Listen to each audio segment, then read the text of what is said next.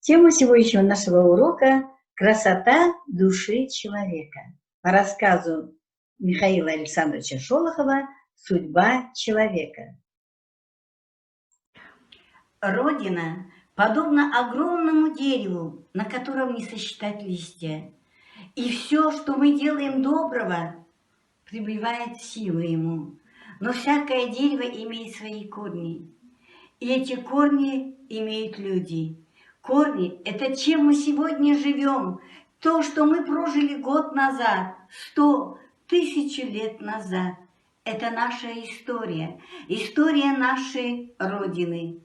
Мы сегодня на нашем уроке обратимся к одному из самых важных событий истории нашей Родины. Это Великая Отечественная война. Только за беззаветная любовь, преданность к Отечеству позволили нашему народу победить в этой страшной войне. Мы посмотрим на эту войну глазами Михаила Александровича Шолохова, и поможет нам в этом его рассказ «Судьба человека». Проследив жизненный путь Андрея Соколова, главного героя рассказа, мы не только узнаем о его судьбе, мы постараемся ответить на вопрос о том, что значила для него Родина. И, надеюсь, мы тоже научимся у него беззаветно любить свою отчизну, так же прямо, открыто, откровенно и беззаветно. Цель сегодняшнего урока – это, ребята, помочь вам осмыслить идейно-художественное содержание рассказа, его глубокую нравственную сущность, почувствовать эмоциональную атмосферу рассказа, задуматься о вечных нравственных ценностях.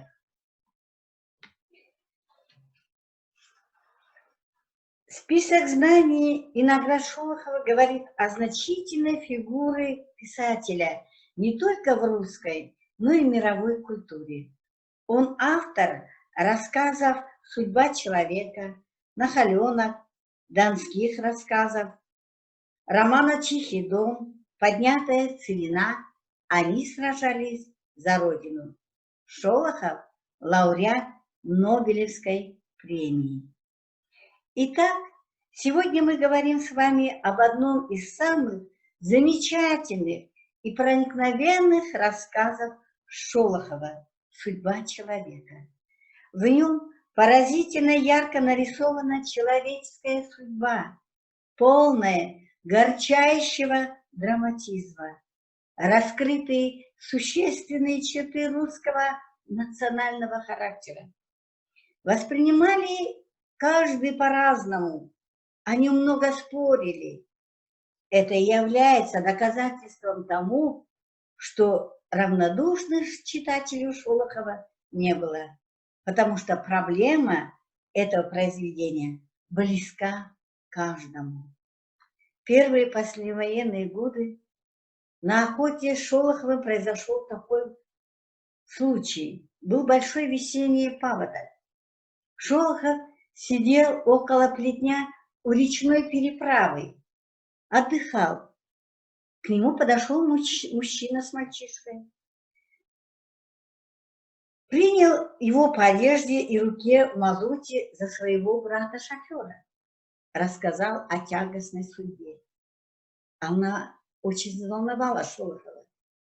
Тогда же он и задумал написать этот рассказ. Но только через 10 лет он обратился к этому сюжету и за неделю написал «Судьбу человека».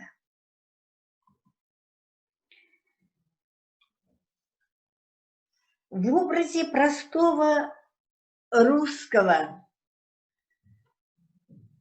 человека, каких миллионы солдата Андрея Соколова, Шолохов раскрывает трагедию всего нашего народа, его бедствия и страдания.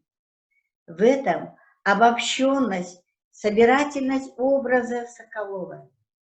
Перед нами предстает не просто история жизни солдата, а судьба человека, воплотившего в себе типические черты национального русского характера. В самой биографии героя совместились черты, свойственные не одному какому-либо социальному слою, но народу. Поэтому и рассказ называется не «Судьба солдата», а «Судьба человека». В рассказе поразительно нарисована человеческая судьба. Вот горчащая, полная драмой. В нем раскрывается русский характер. В нем показаны все черты человека, которые присущи тому, как он любит Родину, как он дорожит своей отчизной, как велика ему Родина. Рассказ имеет кольцевую композицию.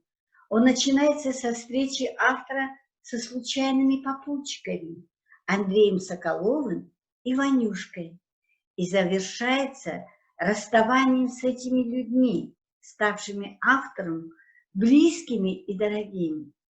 В центральной части произведения повествование ведется от имени главного героя, что позволяет не только проследить за событиями его жизни, но и увидеть их его глазами, осмыслить его собственную оценку совершенных им поступков, понять его переживания. В небольшом рассказе Шолохова прослеживается вся жизнь, вся судьба героя, простого советского человека. Каковы же основные вехи судьбы Соколова? Что помогло герою выстоять? Ребята, я хотела бы, чтобы вы прочитали этот рассказ, посмотрели фильм «Судьба человека» и как раз-то над этим вопросом и подумали. Еще раз повторю этот вопрос. Каковы же основные вехи судьбы Александра Соколова? Что помогло герою выстоять? На этот вопрос о нем говорили так, но ваше мнение может быть совсем другим быть.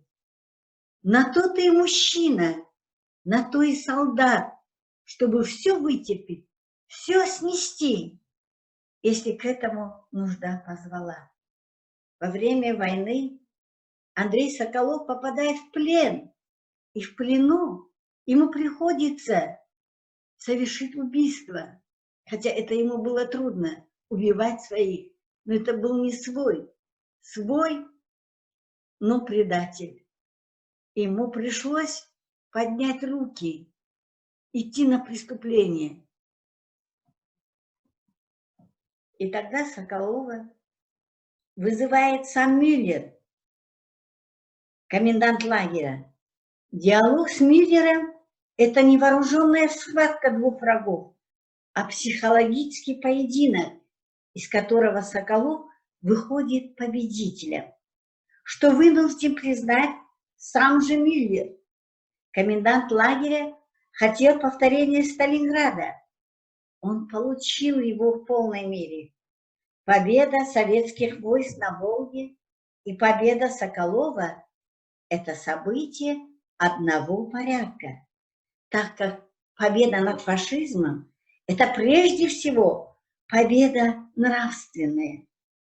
Так обыкновенный человек становится у Шолохова воплощением народного характера.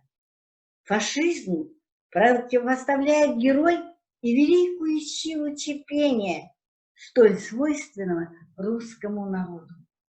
Готовность выстоять, выдержать, становиться, конечно, жизненным кредом Соколова. Опять-таки повторяю цитату. На то ты и мужчина, на то ты и солдат, чтобы все вытерпеть, все снести, если к этому нужда позвала.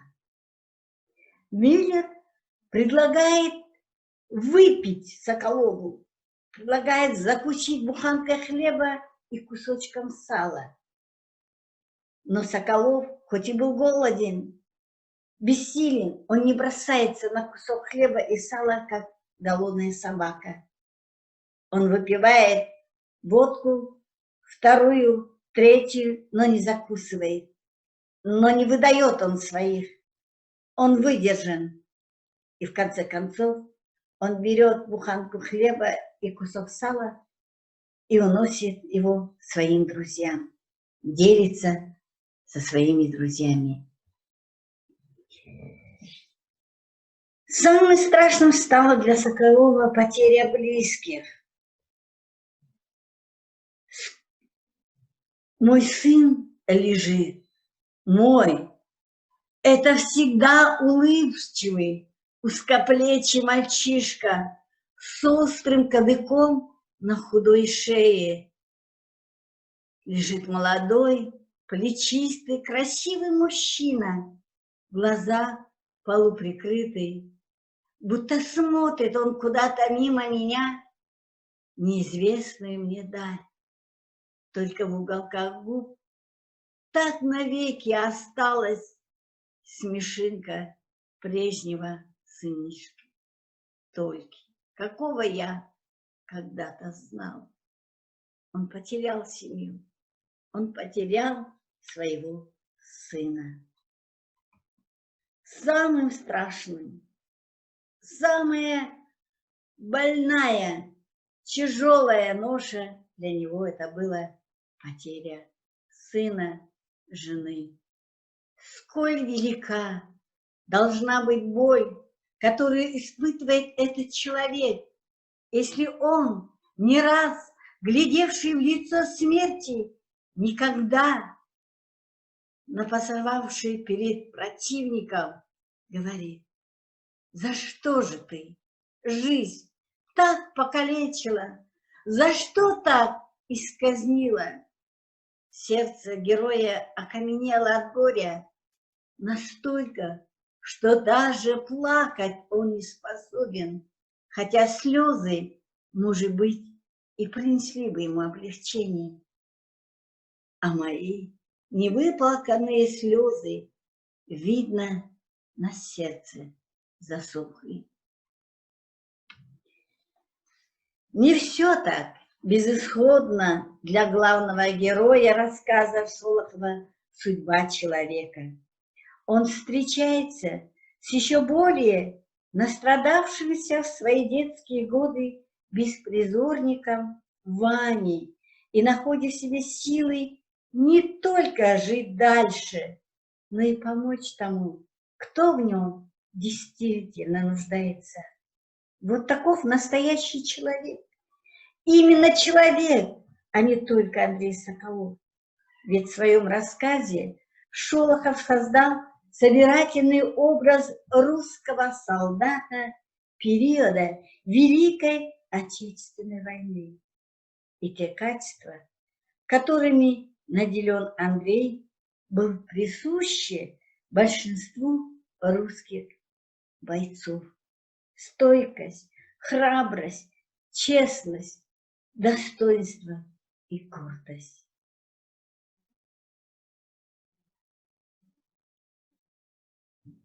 Два осиротевших человека, две песчинки, заброшенные в чужие края военных ураганом виданной силы. Что-то ждет их впереди.